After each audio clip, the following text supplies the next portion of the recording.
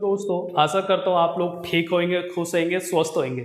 आज मैं आपको इमरजेंसी डिपार्टमेंट के बारे में बताने वाला हूँ कि इमरजेंसी डिपार्टमेंट कैसा होता है, उसमें कौन कौन से मशीनें होती है। इमरजेंसी डिपार्टमेंट में किसी पेशेंट को एडमिट करवाने के लिए क्या किसी से मुझे परमिशन लेनी होती है। अगर आपके पास इमरजेंसी डिपार्टमेंट है तो आपके पास कौन कौन से इक्विपमेंट होने चाहिए। ठीक है दोस्तों, चलो वीडियो स्टार्ट करते हैं। मैं आपको पहले बता देता हूँ इमरजेंसी डिपार्टमेंट क्या होता है। दोस्तों, इमरजेंसी से ही आपको पता लग रहा होगा, आपातकालीन विभाग। इमरजेंसी डिपार्टमेंट का मतलब होता है ज़्यादा इमरजेंसी। दोस्तों, इमरजेंसी डिपार्टमेंट में हम उन पेशेंट को लेते हैं जो पेशेंट्स एक्सीडेंटल होते हैं या ज़्यादा क्रिटिकल होते हैं, या जो पॉइजन वाले होते हैं, हैंगिंग वाले होते हैं, ट्रोमा वाले होते हैं, या जिनको स्नेक या पॉइजन खा लेते हैं, मतलब ज़्यादा इमरजेंसी, या कार्डिक वाले पेशेंट होते हैं। उन पेशेंट को हम इमरजेंसी डिपार्टमेंट में एडमिट करवाते हैं।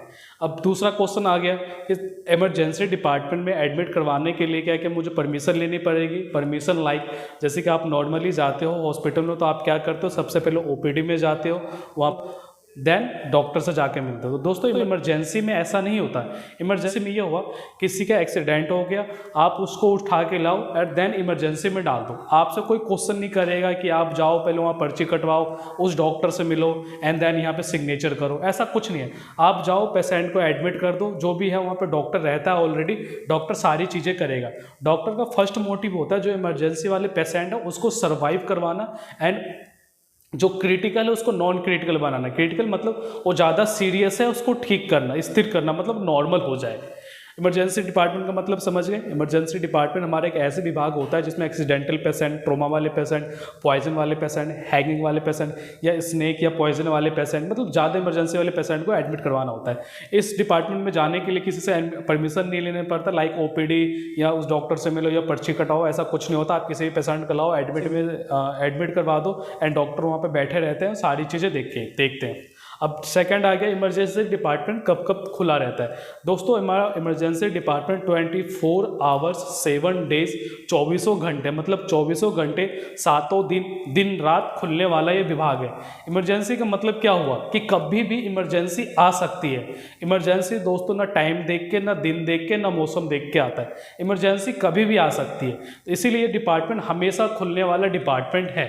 ठीक है, मेन चीज़ बोल रहा हूँ, ये डिपार्टमेंट 24 आवर्स 7 डेज दिन रात एंड परमानेंट खुलने वाला डिपार्टमेंट है। इस डिपार्टमेंट में किसी पेशेंट को एडमिट करवाने के लिए किसी से परमिशन नहीं लेना पड़ता। आप एडमिट करवा दो एंड कागजी कार्रवाई बाद में होती रहेगी। ठीक है, अब नेक्स्ट आ जाते हैं इमरजेंसी डिपार्टमेंट। अगर आपके हॉस्पिटल में है तो आपके पास क्या क्या होना चाहिए। दोस्तों देखो, अगर इमरजेंसी डिपार्टमेंट आपके हॉस्पिटल में है या आप डॉक्टर हो, देखो इमरजेंसी डिपार्टमेंट होता है तो एम्बुलेंस कंपलसरी होता है। ठीक है, अगर आपके पास इमरजेंसी डिपार्टमेंट है तो दोस्तों आपके पास एम्बुलेंस होना चाहिए, क्योंकि किसी का भी एक्सीडेंट हो गया तो आप वहाँ से पेशेंट को लेके आओगे, या आपके पास जो पेशेंट है उसको किसी दूसरे हॉस्पिटल में रेफर करना है तो आपके पास एम्बुलेंस होना चाहिए। मतलब इमरजेंसी डिपार्टमेंट है तो एम्बुलेंस कंपलसरी होता है कि होना ही चाहिए। ठीक है, अब नेक्स्ट पे आ जाते हैं कि इमरजेंसी डिपार्टमेंट में कौन कौन से इक्विपमेंट्स होते हैं।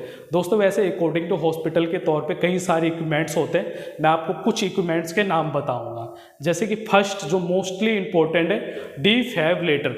दोस्तों, डिफिब्रिलेटर हमारी एक मशीन होती है जो पेशेंट को कार्डिक अरेस्ट है, जिनका दिल का धड़कन रुक जाता है, या उसको सांस लेने में दिक्कत होती है, या वो अचानक से कोलैप्स कर जाता है, उस टाइम पे हम डिफिब का यूज़ करते हैं। ठीक है, अब सेकेंड इक्विपमेंट पे आ जाते हैं, पेशेंट मोनीटर।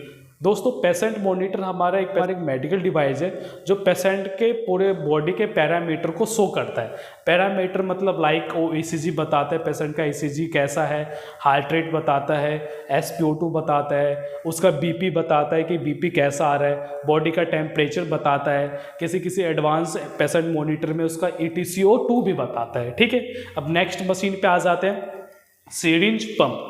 दोस्तों, सिरिंज पंप भी मोस्ट है। सिरिंज पंप क्या होता है, किसी पेशेंट को मुझे थोड़े अमाउंट में फ्लूइड उसके बॉडी में डिलीवर करना है।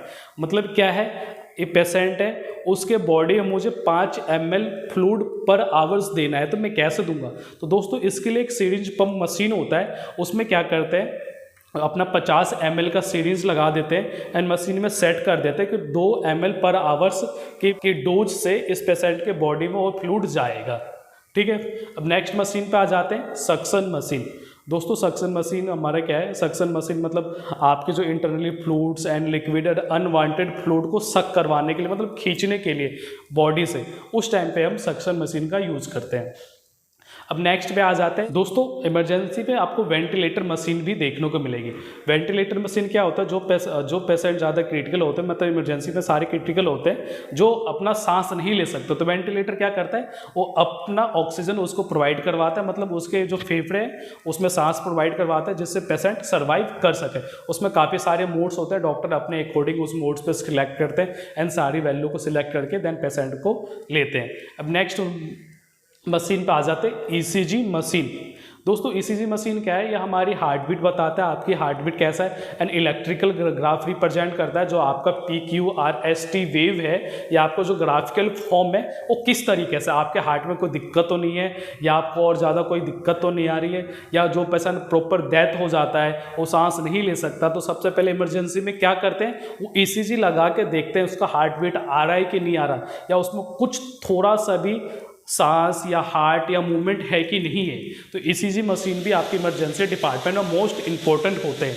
अब आपके पास मैंने कौन कौन से बता दिए, वेंटिलेटर बता दिया, पेशेंट मॉनिटर बता दिया, सक्शन मशीन बता दिया, सिरिंज पंप बता दिया, एंड आपका ईसीजी मशीन बता दिया। अब नेक्स्ट पे आ जाते हैं ऑक्सीजन सिलेंडर। दोस्तों ऑक्सीजन सिलेंडर भी होता है। ऑक्सीजन सिलेंडर इसलिए होता है, अगर आपके पास इमरजेंसी में कोई पेशेंट एम्बुलेंस लेके आ रही है, तो आपका एम्बुलेंस का गेट के पास ही रहेगी ना, आपको उसको डिपार्टमेंट में भी लाना पड़ेगा, वो ज़्यादा क्रिटिकल है ना, तो उसके लिए आपके पास ऑक्सीजन सिलेंडर होना चाहिए।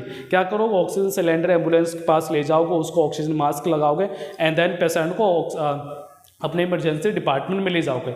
या कई बार ऐसा और शिफ्ट करना है, तो उसके लिए भी हमें ऑक्सीजन सिलेंडर चाहिए, एम्बू बैग भी चाहिए होता है, ऑक्सीजन सिलेंडर के साथ एम होता है कि पेशेंट को मुझे एम्बुलेंस तक ले जाना है, एम्बुलेंस में मेरे वेंटिलेटर है, तो क्या करेंगे, एम्बू बैग पे सक करते करते एम्बुलेंस तक ले जाएंगे। ठीक है। अब नेक्स्ट पे आ जाते हैं, आपका बीपी इंस्ट्रूमेंट भी होना चाहिए। ज़रूरी नहीं आप डिजिटल वाला बार बार पेशेंट मॉनिटर से बीपी चेक करोगे, कई बार होता है मैनुअली भी बीपी लेना होता है। थर्मामीटर भी होना चाहिए दोस्तों, आपके पास स्टेथोस्कोप भी होना चाहिए, लैरेंजोस्कोप भी होना चाहिए। ऐसे कई सारी मशीनें होती हैं जो आपके पास इमरजेंसी डिपार्टमेंट में होना ही चाहिए। अभी मैंने आपको क्या बताया, इमरजेंसी डिपार्टमेंट क्या होता है, उसमें कौन कौन सी मशीनें होती है, उसमें किसी को एडमिट करवाने के लिए क्या किसी से परमिशन लेनी होती है, दोस्तों नहीं लेनी होती। सबसे पहला मोटिव ये होता है कि उस पेशेंट को एडमिट करवाए एंड उसको सर्वाइव करवाए, वो सबसे पहले बचे, देन आगे कागजी कार्रवाई होती रहती है। एंड उसमें कौन कौन सी मशीनें होती है, अगर आपके पास इमरजेंसी डिपार्टमेंट है तो आपके पास एम्बुलेंस भी होना ही चाहिए।